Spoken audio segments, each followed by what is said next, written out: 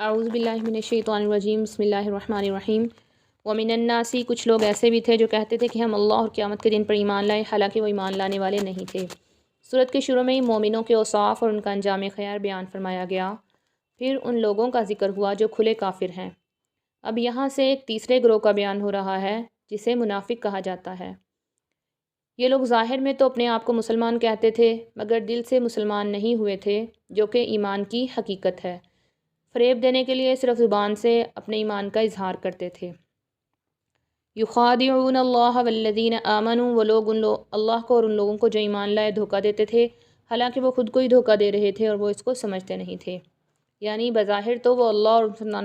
مسلمانوں کو دھوکہ دینا چاہتے تھے، لیکن حقیقت یہ ہے کہ خود اپنے آپ کو ہی دھوکہ دے رہے ہیں، کیونکہ اس دھوکہ کا انجام خود ان کے حق میں برا ہوگا۔ وہ سمجھ رہے تھے کہ وہ اپنے آپ کو مسلمان ظاہر کر کے کفر کے جو دنیاوی انجام ہیں، یعنی دنیاوی نتائج ہیں، ان سے بچ جائیں گے، حالانکہ آخرت میں ان کو جو عذاب ہوگا وہ دنیا کے عذاب سے زیادہ سنگین ہے۔ اللہ رب العزت کو دھوکہ تو دے نہیں سکتے، کیونکہ اللہ رب العزت عالم الغیب ہیں، اور مومنوں پر بھی ان کی فریب کاری نہیں چل سکتی، کیونکہ اللہ تعالیٰ نے نبی علیہ الصلاۃ والسلام اور بہت سے دلائل اور قرائن کے ذریعے منافقین کے فریب سے آگاہ فرما دیا تھا۔ تو اب ان کی فریب بازی کا وبال جو ہے اور ان کی خرابی جو ہے حقیقتاً ان کو خود ہی پہنچے گی، دنیاوی اعتبار سے بھی اور آخرت کے اعتبار سے بھی۔ فی قلوبہم مرض، ان کے دلوں میں بیماری ہے، پس اللہ نے ان کی بیماری کو بڑھا دیا اور ان کے لیے دردناک عذاب ہے اس وجہ سے جو وہ جھوٹ بولتے تھے۔ یہ وہی بات ہے جو پیچھے آیت نمبر 7 میں کہی گئی تھی، یعنی شروع میں انہوں نے اپنے اختیار سے اس گمراہی کو اپنایا اور اس پر اڑ گئے، یہ ان کے دل کی بیماری تھی۔ پھر ان کی ضد کے نتیجے میں اللہ تعالیٰ نے ان کی بیماری کو اور بڑھا دیا، اور اب انہیں واقعی ایمان لانے کی توفیق نہیں ہوگی۔ یعنی ان کے دلوں میں نفاق اور دین اسلام سے نفرت جو تھی وہ پہلے ہی تھی، لیکن جب قرآن پاک کا نزول شروع ہوا اور انہوں نے اسلام کی شوکت اور عظمت کو دیکھ لیا تو اس کی وجہ سے ان کی بیماری اور زیادہ بڑھ گئی، اور وہ مسلمانوں سے اور زیادہ جو ہے وہ حسد اور عناد میں بڑھ گئے۔ اور یہاں پر وہ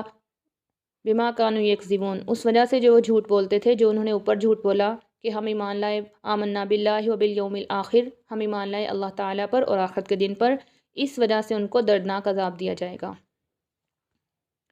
وَإِذَا قِيلَ لَهُمْ، جب ان سے کہا جاتا کہ زمین میں فساد نہ پھیلاؤ، تو وہ کہتے کہ بے شک ہم اصلاح کرنے والے ہیں، یعنی وہ اپنی اس برائی کو بھی اچھائی کا ثابت کرنے کی کوشش کرتے۔ الا انہم هم المفسدون، لیکن اللہ رب العزت ان کے اس فریب کو ظاہر فرما رہے ہیں اور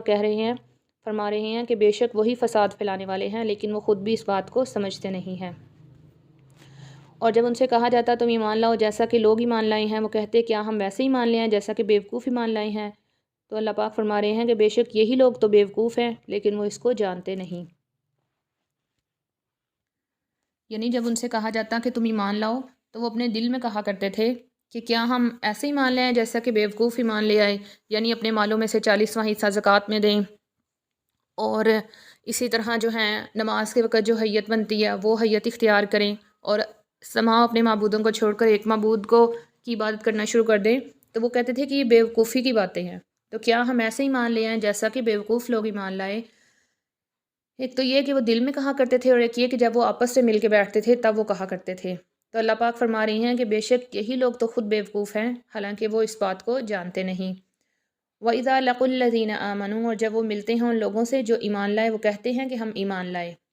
وَإِذَا خَلَوْا إِلَىٰ شَيَاطِينِهِمْ، شیاطین سے مراد ان کے وہ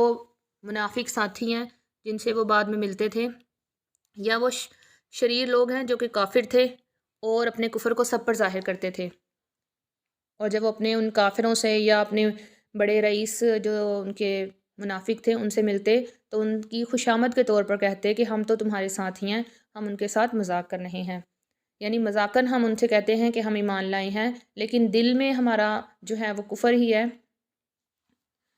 تو اللہ پاک بتا رہے ہیں کہ اللہ یستہزئ بہم، اللہ تعالیٰ ان کے ساتھ مذاق کرتا ہے، ان کو مہلت دیتا ہے۔ اللہ تعالیٰ نے ان کی رسی کو دراز کیا ہوا ہے، ان کے دوغلے پن کی فوری سزا اللہ پاک دنیا میں نہیں دے رہے، جس سے وہ یہ سمجھ رہے ہیں کہ ہماری تدبیر کارگر ہو رہی ہے۔ چنانچہ وہ اپنی اس گمراہی میں اور پختہ ہوتے جا رہے ہیں اور آخرت میں ان کو ایک دم پکڑ لیا جائے گا۔ چونکہ اللہ تعالیٰ کے یہ عمل ان کے مذاق کا نتیجہ تھا، اس لیے یہاں اللہ تعالیٰ نے ان سے مذاق کے عنوان سے ہی تعبیر کیا ہے